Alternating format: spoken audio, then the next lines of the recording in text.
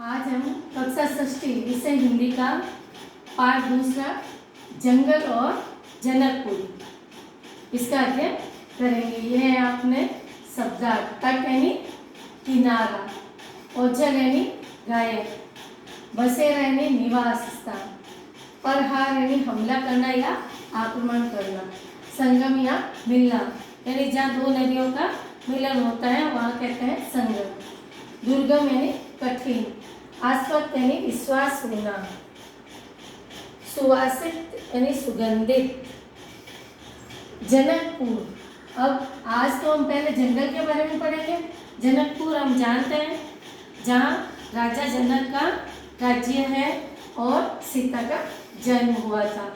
इसका अध्ययन हम बाद में करेंगे। आज हम जंगल के बारे में, यानी हमने अवधपुरी में राम के जन्म के बारे में पढ़ा था। अब राम और ये बड़े हो गए, सभी 16 वर्ष के हो गए और राजा दशरथ की आज्ञा से राम और लक्ष्मण महर्षि विश्वामित्र के साथ जंगल की ओर आगमन किया। उन्होंने जंगल की ओर जा रहे हैं उसके बारे में।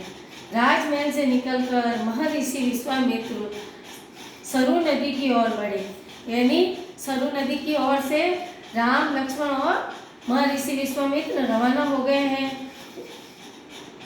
दोनों राजकुमार साथ थे, उन्हें नदी पार करनी थी। ऐसे सरु नदी के किनारे आ गए हैं। अब उन्हें नदी पार करनी थी पर आश्रम पहुंचने, कहाँ पे पहुंचने के लिए? ऐसे तो आश्रम पहुंचने के लिए अगर वो नदी पार करके जाते तो जल्दी पहुंच जाते, परंतु क्या क्या विश्वामित्र ने अयोध्या के निकट नदी पार नहीं की। उन्होंने नाव के अंदर बैठकर नदी को पार नहीं किया। और किस रास्ते से जा रहे? वो जंगल के रास्ते से जा रहे हैं, नदी में से होके नहीं जा रहे। उनका आश्रम ऐसे सो नदी से जाते हैं तो जल्दी पहुंच जाते, पर वो किस रास्ते से ले जा रहे हैं राम और लक्ष्मण को?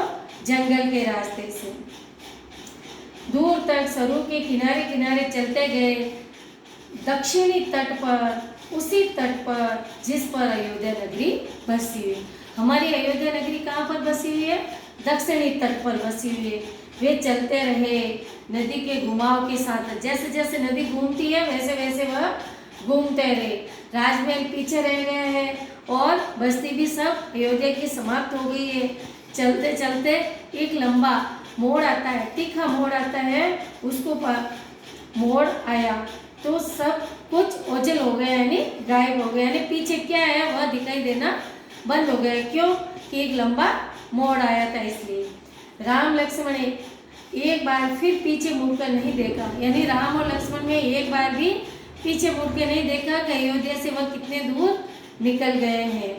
वह जैसे जैसे विश्वामित्र चल रहे थे उनके पीछे पीछे वह भी चल रहे हैं। सूरज की चमक धीमी पड़ गई। सूरज की चमक यानी सूर्य की किरणें धीमी कब दिखाई देती है? जब सूर्य अस्त होने की दिशा में होता है। शाम हो गई थी, फिर भी राम और लक्ष्मण के चेहरे पर किसी प्रकार की कोई थकावट नहीं थी। वे पैदल चल रहे थे फिर भी उदास नहीं थे।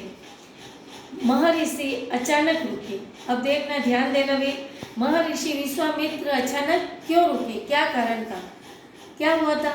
सूर्य की चमक कम हो गई, यानी सूर्य अस्त होने वाला है। एक तो उन्होंने आसमान की दृष्टि डाली, यानी आसमान की तरफ देखा कि सूर्य अस्त होने को है। चिड़ियों का झुंड अपने बसेरे की ओर लौट रहे हैं, यानी अपने घर के निवास स्थान की ओर लौट रहे हैं। और चारागाह यानी गायों को चराने वाला, बकरियों को चराने वाला अपने गायों के को लेकर घर की ओर लौट रहे हैं। ये सभी देखकर विश्वामित्र वहाँ अचानक रुक गए, क्योंकि उन्हें पता चल गया कि शाम हो गई है, संध्या हो गई है।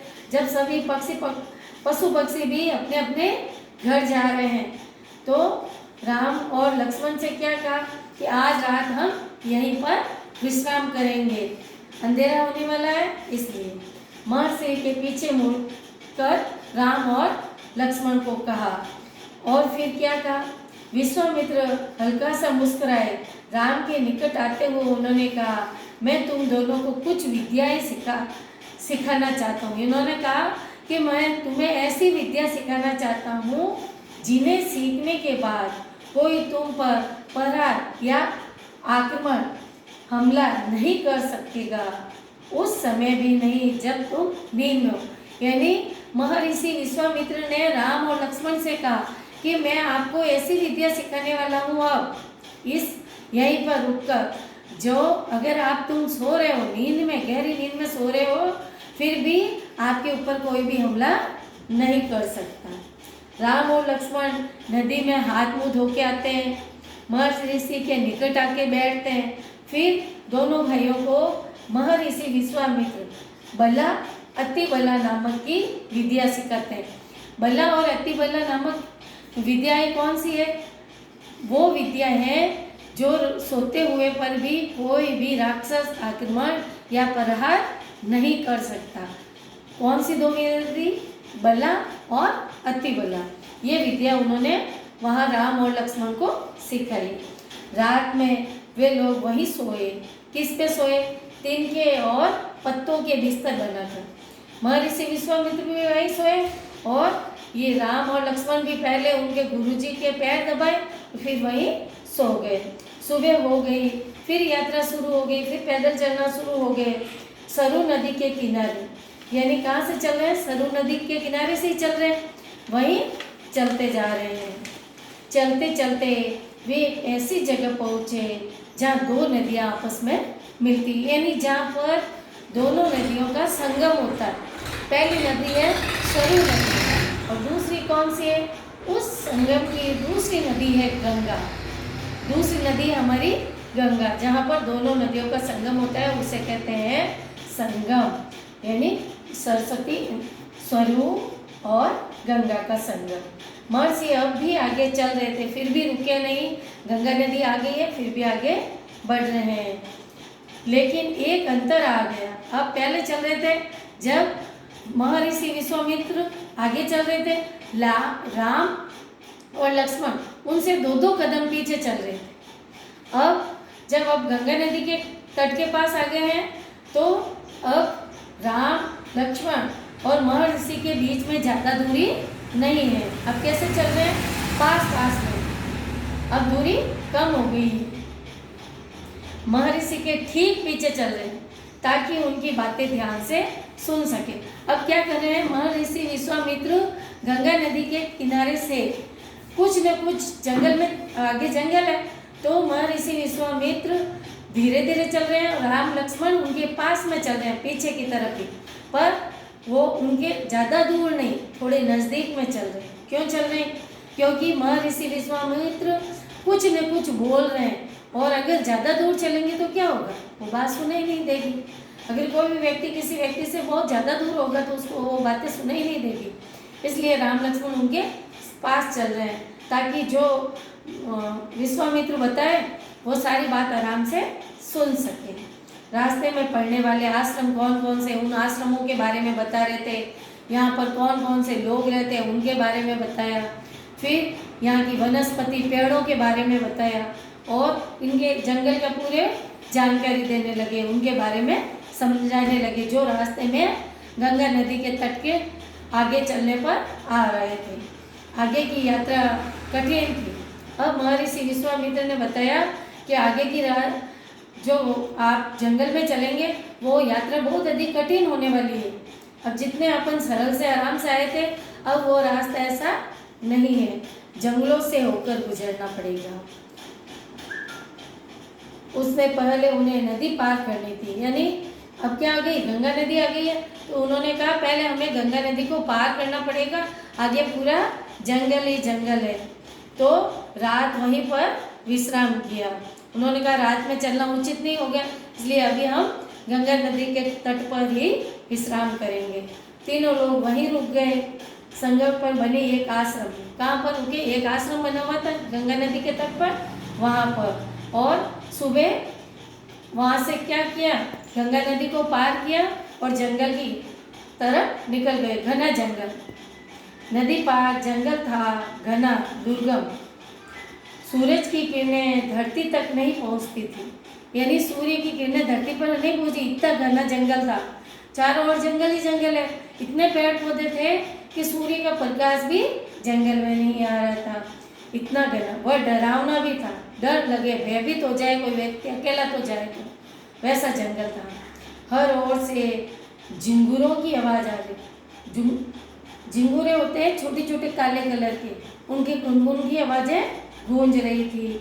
जानवरों के दहाड़ने की आवाज़ें आ रही थी और कर्कश यानी कानों को चुभने वाली हंसी, डरावनी सी आवाज़ उनकी भी ध्वनि सुनाई दे रही थी।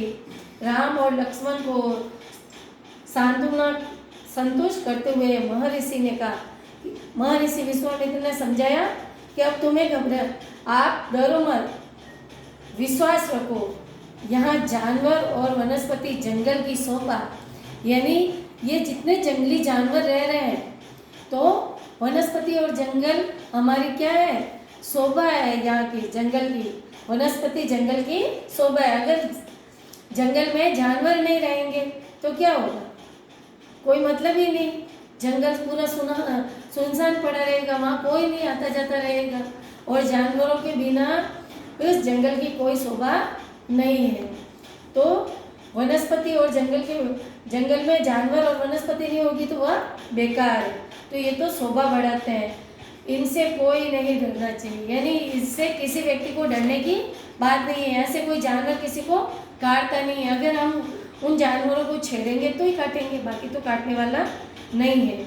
असली खतरा है राक्षसी ताड़का से, यानी इस जंगल के अंदर कौन रहती है, राक्षसी ताड़का। उससे ज़्यादा खतरा है जंगली जानवरों से, खतरा नहीं है वनस्पति से, या बड़े बड़े पेड़ पौधे हैं उनसे कोई खतरा नहीं है। तो अब ताड़का के बारे में हम कल अध्ययन करेंगे। कक्षा कार्य प्रश्न और गृह कार्य प्रश्न देखते हैं।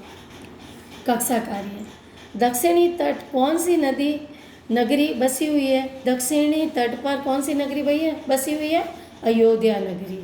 महर्षि विश्वामित्र ने राम व लक्ष्मण को कौन सी विद्या सिखाई, बला और अति बला वाली विद्या। महर्षि विश्वामित्र अचानक क्यों रुक गए थे, क्योंकि शाम हो गई थी, सभी पक्षी अपने घरों में लौट रहे थे, चारावा अपने गायों को लेकर घर पे लौट रहे थे, और सूर्य ढलने वाला था, अंधेरा होने वाला था, इसलिए। गृह कार्य, पर्यायवाचक शब्द करना है, नदी, आसमान, गाय, हाथ, जंगल, रात, 3 लिखने हैं। फिर है 5वां प्रश्न, राम लक्ष्मण महर्षि विश्वामित्र के ठीक पीछे क्यों चल रहे थे। मैंने अभी बताया था आपको क्यों चल रहे थे भाई पीछे, पहले तो बहुत ज़्यादा दूर चल रहे थे, अब बहुत ज़्यादा नज़दीक चल रहे हैं, उसके बारे में लिखना। धन्यवाद।